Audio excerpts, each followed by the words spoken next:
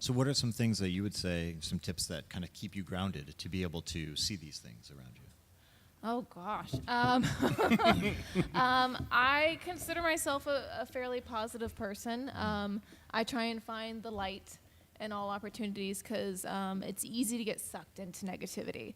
It is so easy, and you can dwell in that, and it continues to be your point of view. But if you kind of put on the rose-tinted glasses in a way and you look at the opportunities that are out there, it can continue to just be that path, that light for you. Because bad stuff's gonna happen, but good stuff can really happen too. And if you just keep pushing towards that, you'll find that you're just happier, and happiness gets happiness. Yeah.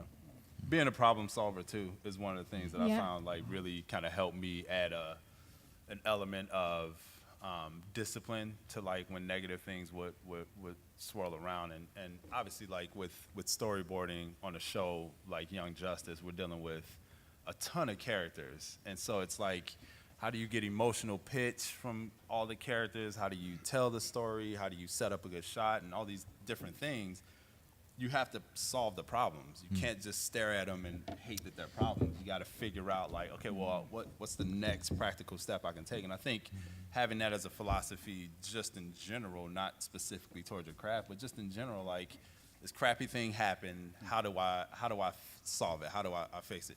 Sometimes it's gonna be there is no fixing it, but you'll be surprised to find how often you go like, okay, if I figure out just that next step, there's something else on that side that I can learn. I think a lot of times you also, like for me, I have to have, go in a different direction for a while. Like sometimes if I get stuck.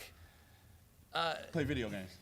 No, like for me, it's like travel. Like I have to travel, you know, and especially living in Hollywood, you can get this very myopic view, you know, and everything's driven by the business, and you start, like for me, like I always try to capture that, like, you know, childlike wonder of the world, and when you are in this routine, you forget about all the wonder.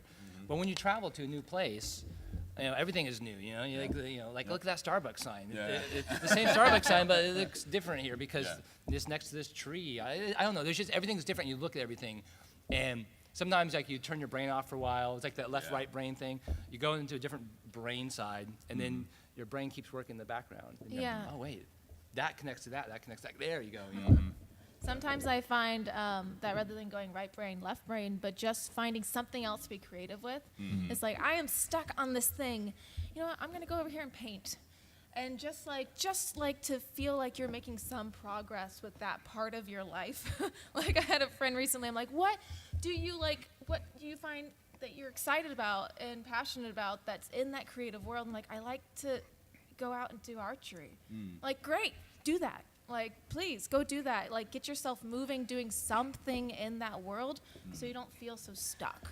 Yep, don't be afraid. And I think that's a huge thing. Don't be afraid to walk away for a little bit and then give yourself a fresh approach. My favorite thing, and this is absolute truth, when I took 2.5 days off a couple weeks ago just because things with lots of stuff at work has been crazy. I stayed at home. My vacation was I sat and played Legos with my son. No joke. For 2 days, pretty much straight, all we did was just build Lego sets.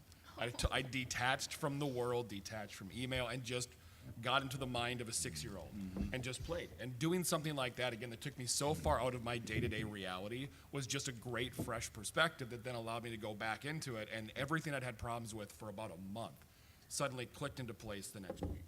Chris, Matt, do you guys have any? I'll go and play Legos with his kids. Yeah, that sounds pretty awesome. No, I mean, I you know what's something I've been playing with a lot lately is the concept of boredom.